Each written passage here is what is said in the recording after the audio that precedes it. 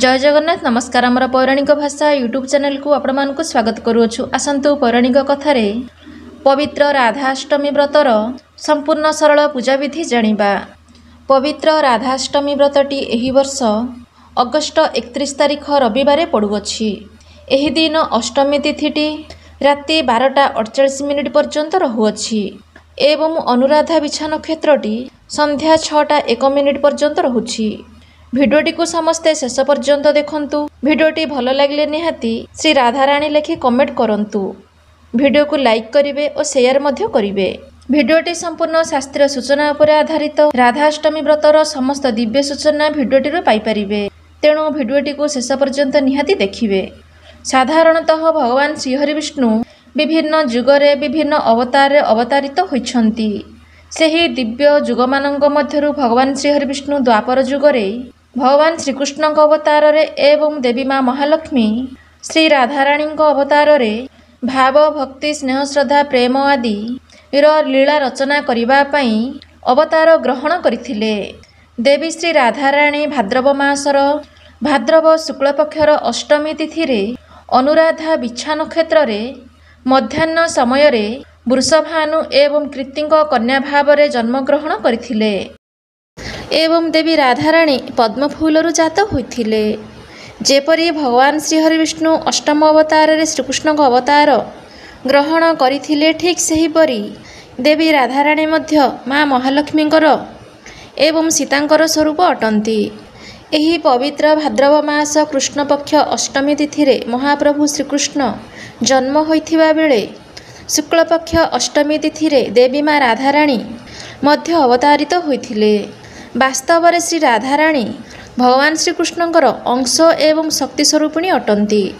तेणु एही पवित्र राधाष्टमी व्रत दिन उभय भगवान श्रीकृष्ण एवं देवी राधाराणी को एकत्र पूजा आराधना करा जायथाए।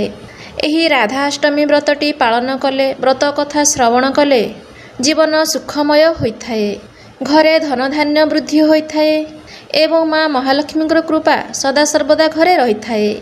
शास्त्र अनुसार देवी श्री राधाराणी को जी पूजा आराधना करती नहीं, भगवान श्रीकृष्ण मध्य तांकर पूजा ग्रहण करती नहीं एवं भगवान श्रीकृष्णଙ୍କର जन्माष्टमी व्रतटी जो माने करिथांती ताहा निष्फल जाइथाए।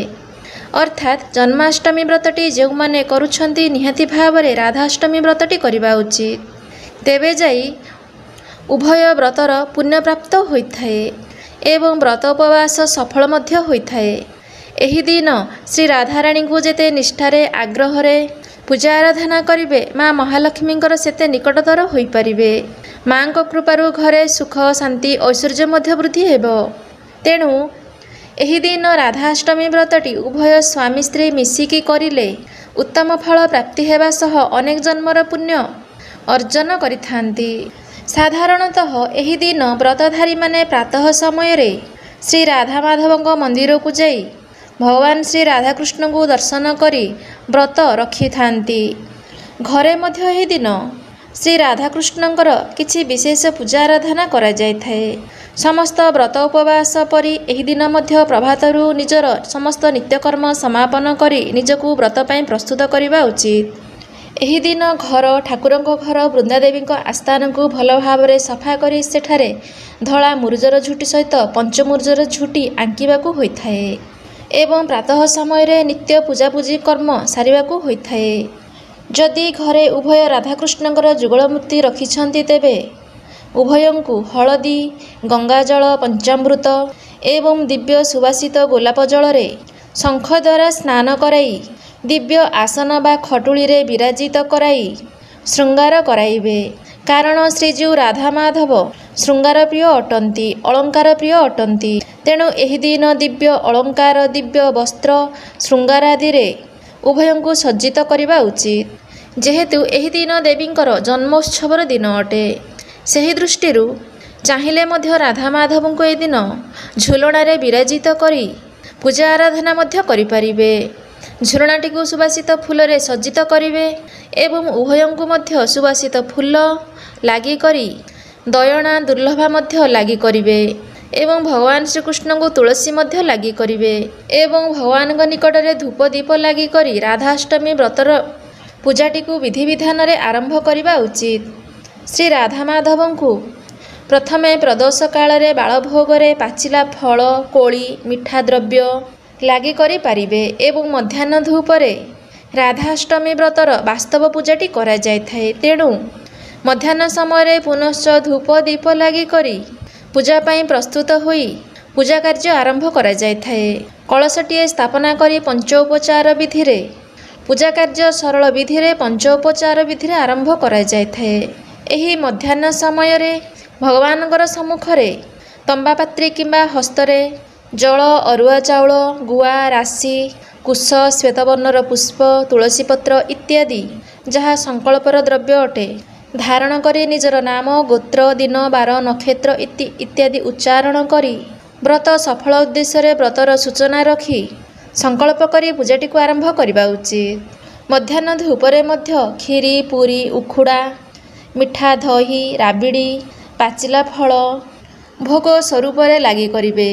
ଏହା ସହିତ ପୂଜା ସମୟରେ ଯେପରି ଓମ୍ କ୍ଲିଂ କୃଷ୍ଣାୟ ନମଃ, ଓମ୍ ନମୋ ଭଗବତେ ବାସୁଦେବାୟ, ଓମ୍ ଶ୍ରୀ ରାଧାକୃଷ୍ଣାୟ ନମଃ ଏହିପରି କିଛି ଦିବ୍ୟ ମନ୍ତ୍ର 11 ଥର, 21 ଥର କିମ୍ବା 108 ଥର ଜପ କରିବା ଉଚିତ।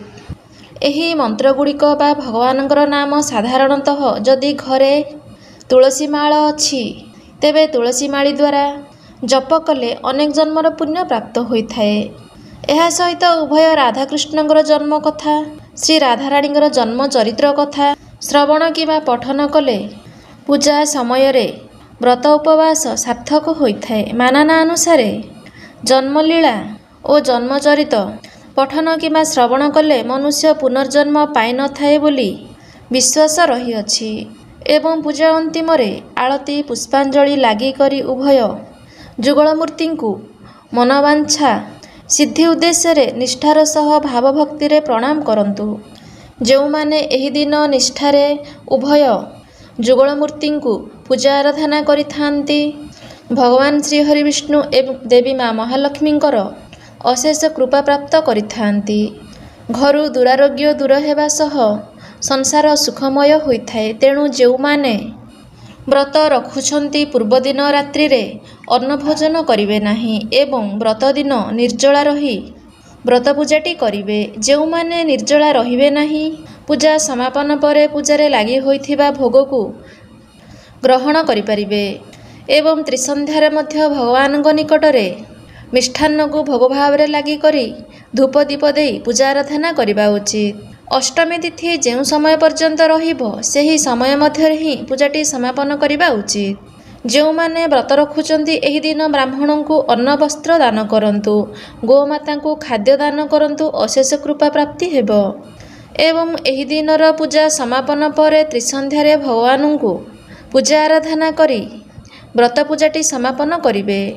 ଯେଉଁମାନେ ଏହି ଦିନ ବ୍ରତ ରଖୁଛନ୍ତି ସାଧାରଣତଃ ପୀତବର୍ଣ୍ଣର ବସ୍ତ୍ର, ନାଲି ରଙ୍ଗର ବସ୍ତ୍ର ପରିଧାନ କରନ୍ତୁ, କଳା ରଙ୍ଗର ଆଦୌ ବସ୍ତ୍ର ପରିଧାନ କରନ୍ତୁ ନାହିଁ। ବ୍ରତଧାରୀ ଏହି ଦିନସାରା ଭଗବାନଙ୍କର ନାମ ଜପ କରନ୍ତୁ, ନିହାତି ଅଧିକ ପୁଣ୍ୟପ୍ରାପ୍ତ ହେବ।